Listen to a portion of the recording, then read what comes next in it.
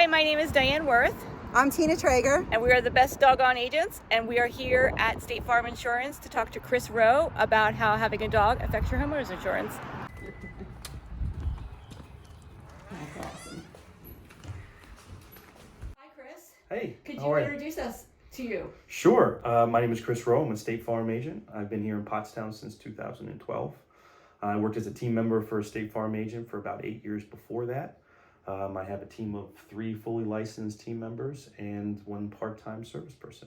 So we wanted to talk today about homeowners insurance and dogs. Two of my favorite things, actually, homeowners insurance Perfect. and dogs. So Okay, us too. I'm proud to say. Well, homes and yeah, dogs. well, there you go. There you go. So we have that in common. For sure. I'm proud to say State Farm does not have any breed restrictions at all.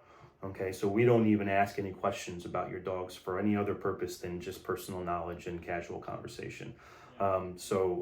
There is no gaps in coverages. If something were to happen, there is coverage, okay, subject to the limit of liability on your homeowner's policy.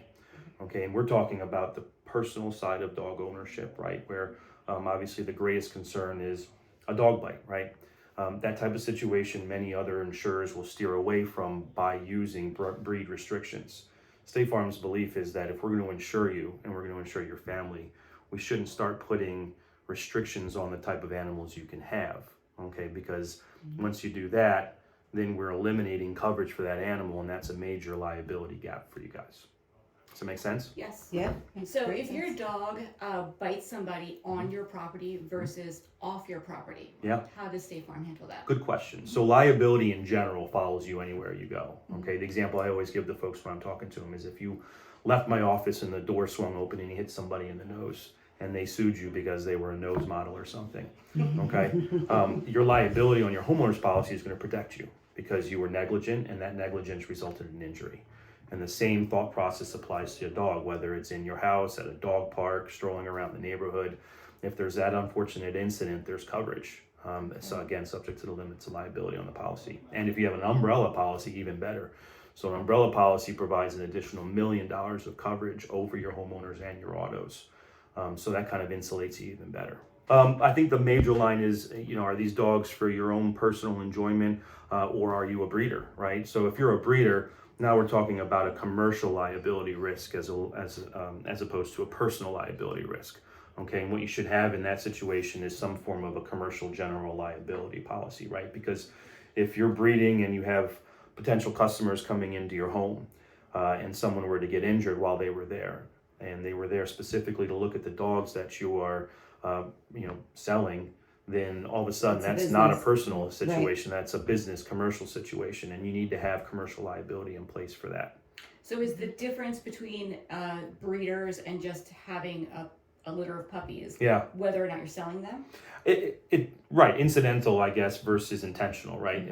A breeder's intention is to breed dogs. If there's incidental or accidental breeding that happens to take place, then you can sell those dogs without having a general liability, because again, it's incidental. It's not what you're doing for business purposes.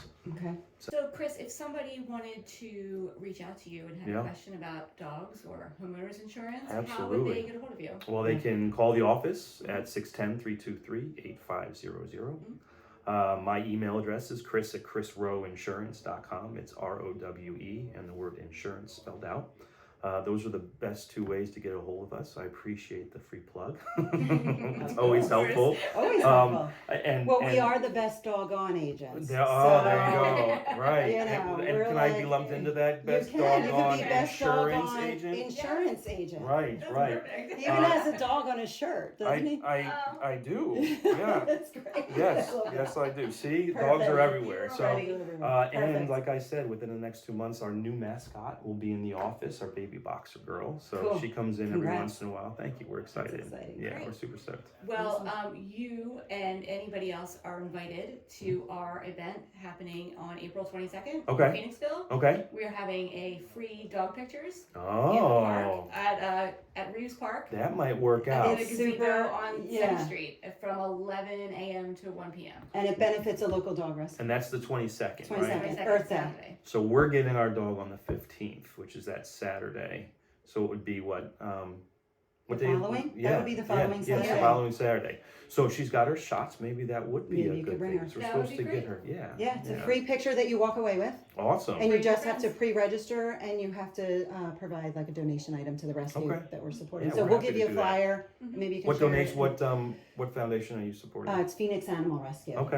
All right. Yeah, Cool. local one. Awesome. So, yeah, Look forward should to be good. supporting them. Thanks so much for your time. Thank My you. pleasure. Thanks Really for appreciate having me. it. Yeah, of course. Cool. Thanks.